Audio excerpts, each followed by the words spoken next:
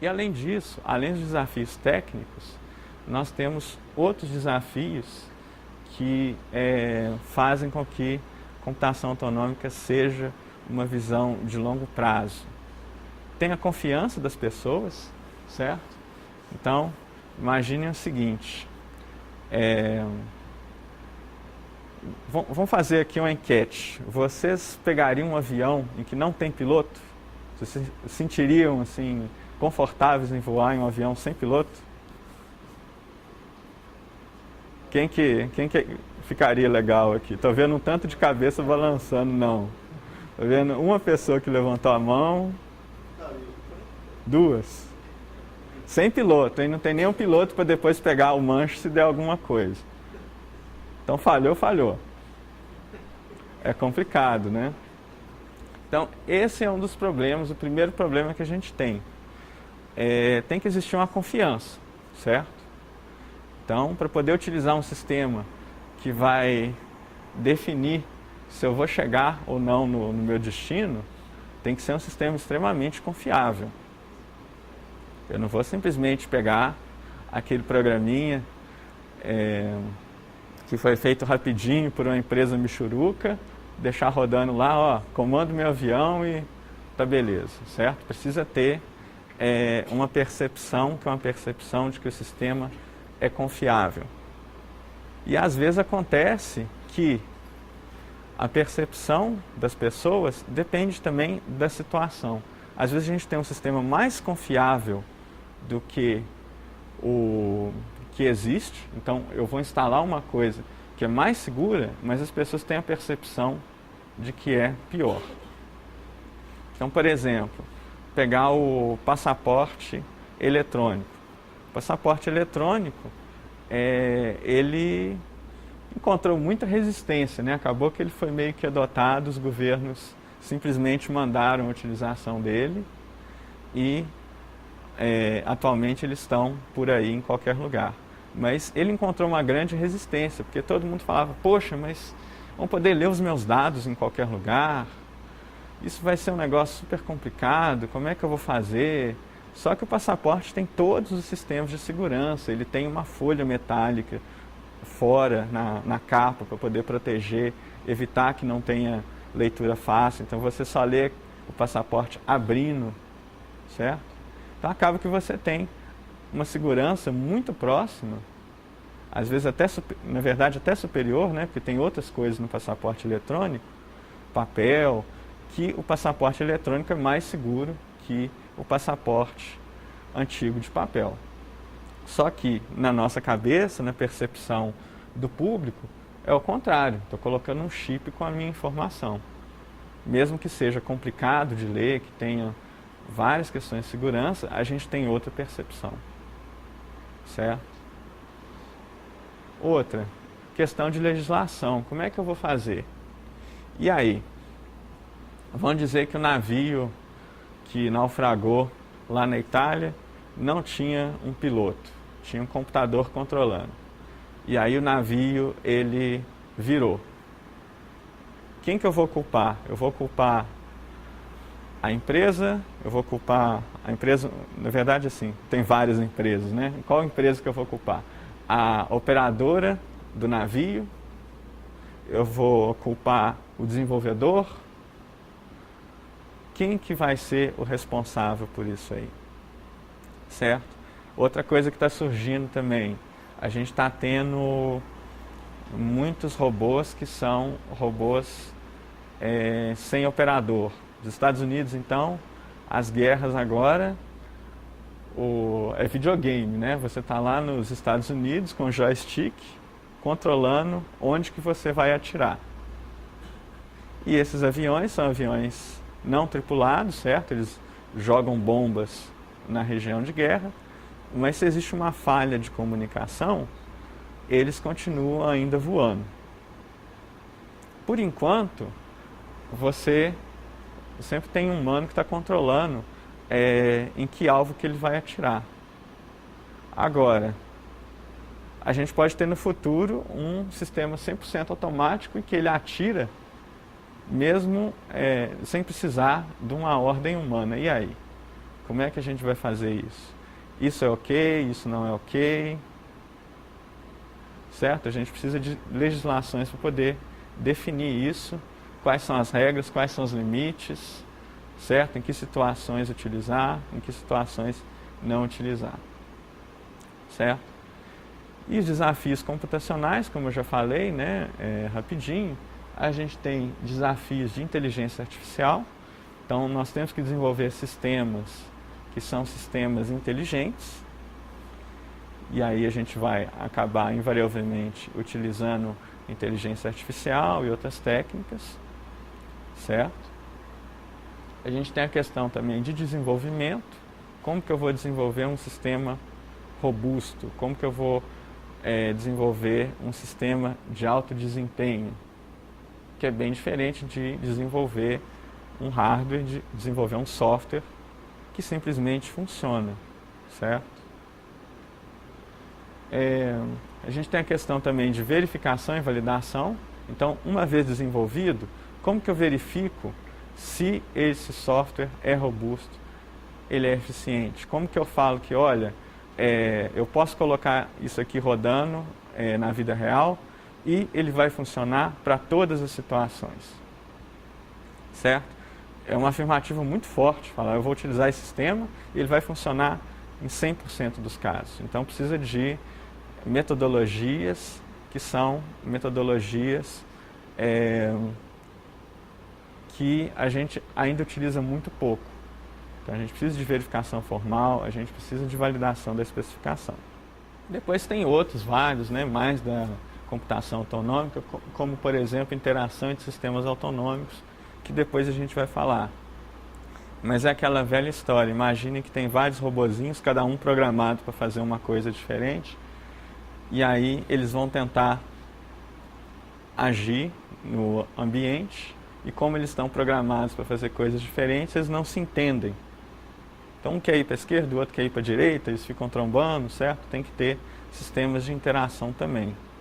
Porque aí, mais para frente, quando a gente tiver vários sistemas autonômicos no ambiente, vai acabar que a gente vai ter que resolver esse problema de comunicação entre diferentes sistemas.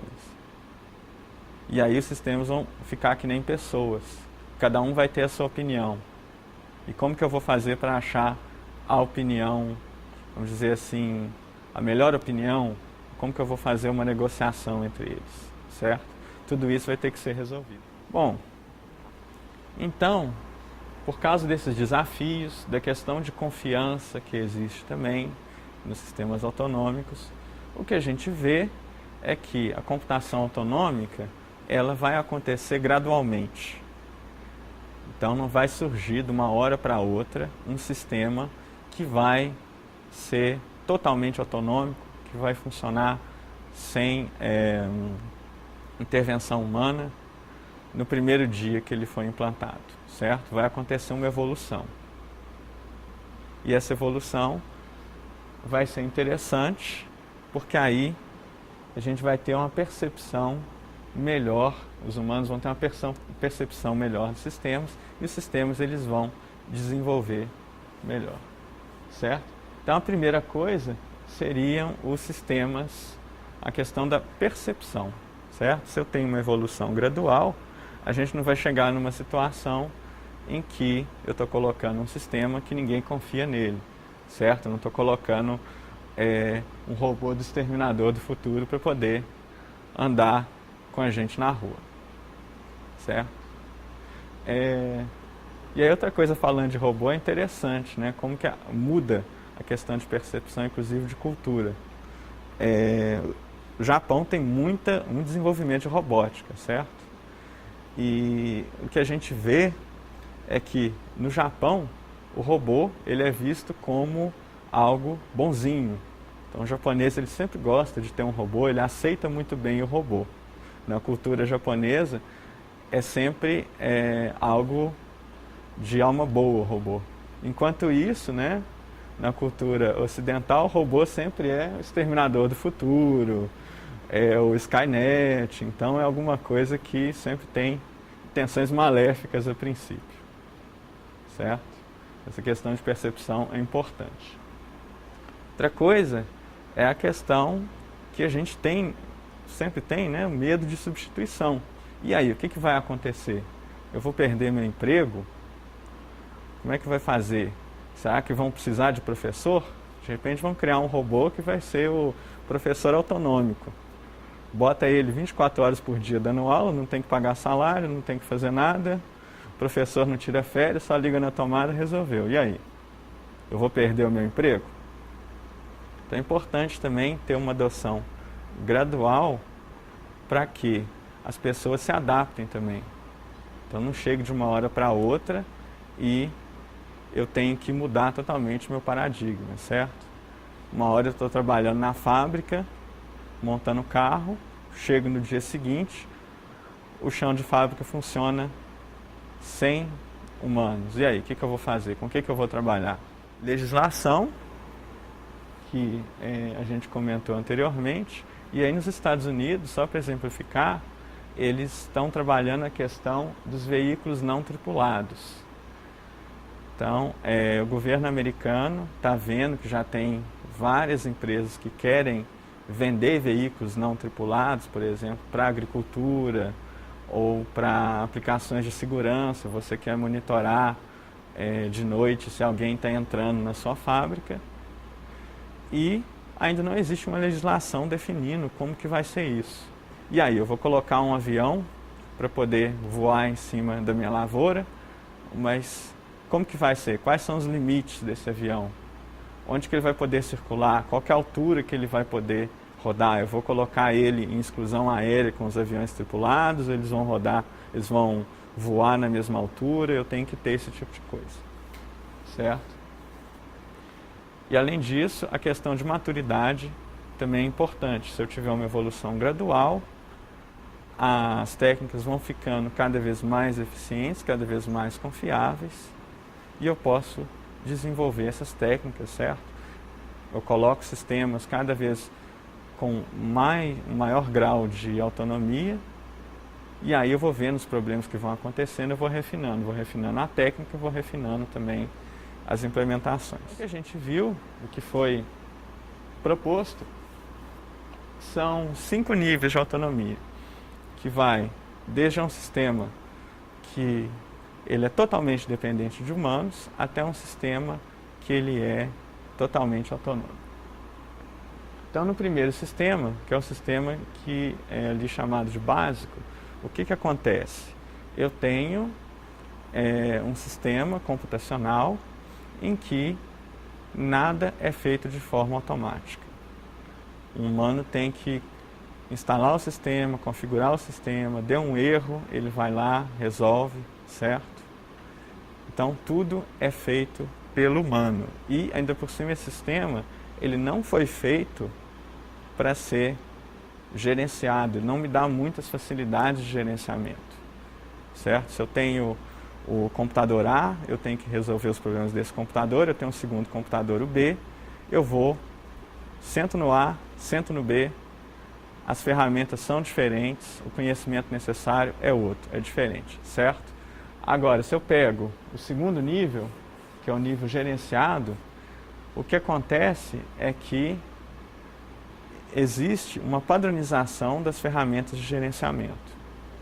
Então, sistemas de fabricantes diferentes, de implementações diferentes, eu consigo gerenciar com um sistema único. Se a gente pegar, por exemplo,